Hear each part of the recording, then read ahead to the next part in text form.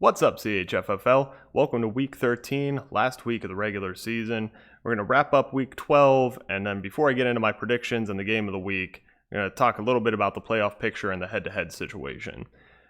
So I went 5-1 last week. Gets a little easier as some teams sold off, but very proud that I called the upset of Swan over Parker. Minnie came through in the clutch yet again, winning his second straight game of the week against Wes. Derek and I got the team of the week, putting up plenty of points. We're firmly second in the conference in scoring, but we haven't gotten quite close enough for edging out West to be realistic.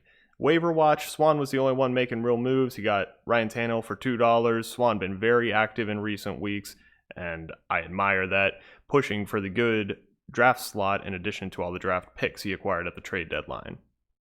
Now, into the head-to-head summary. This is an updated chart, including last week's games. Basically, in the football flicks, we're all tied up, so it comes down to total points, which Parker leads by. He controls his own destiny. In the Galaxy Far, Far Away, JD and Wes split. There's really nothing here where the split's going to come into play in terms of seeding, because it'll either be record or total points, which is interesting. We still have Minnie and JD to play this week, as well as Wes and I. So for the football flicks, Parker gets the bye week.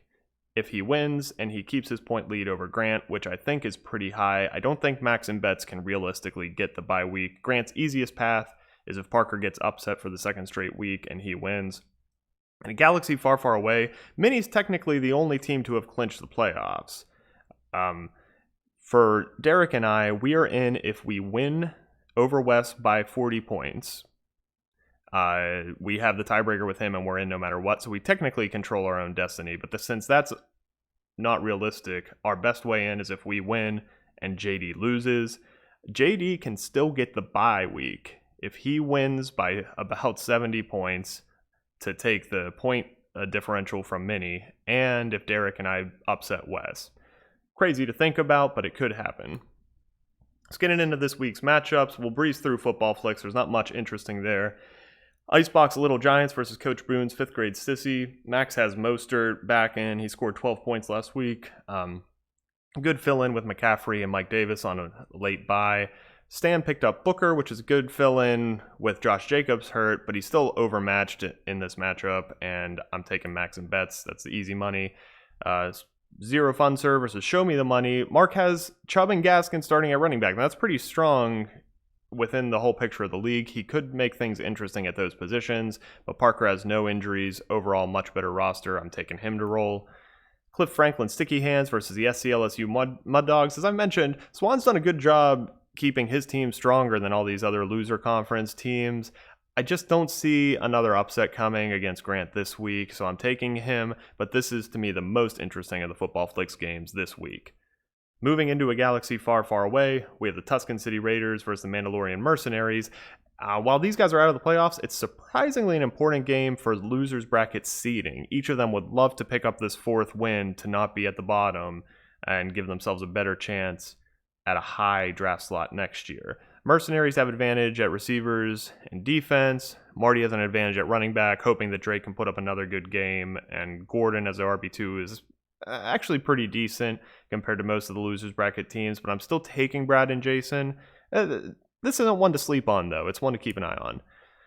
Next, the two big games. First, we have Wookiee of the Year versus Kareem by the Sith. Minnie is on the hottest streak in the league. He's looking to get 5 straight, beating everybody in the conference in the second half of the year.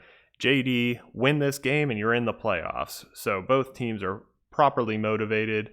I'm watching the quarterback matchup. Russell Wilson playing the Giants. I saw one commentator say he doesn't expect a big game from Wilson. That surprises me. I expect him to put up a lot of points, and I'm looking at Kyler Murray's shoulder. Is that limiting his ability to put up a big game? We'll see. Can Tyreek Hill carry the day again? If he puts up 50 points, there's no point talking about this. I'm taking Minnie, but JD's team is solid and should give him a little bit of a scare.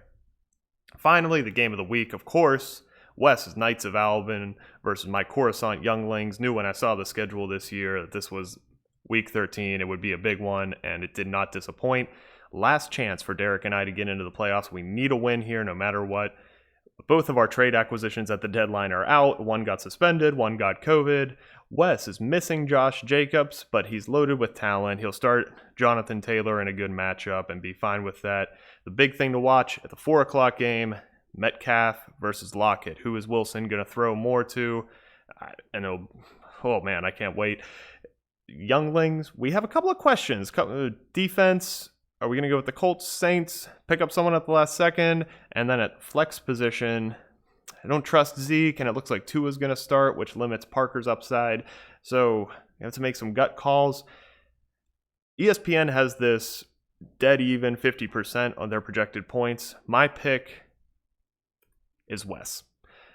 I know I'd like to be confident, but my job here at the Commishcast is to give my honest opinion, and I think Wes has a better chance this week, but I do think this is going to be an awesome game. Best of luck to Wes. Best of luck to everybody as we figure out who's in. See you next time.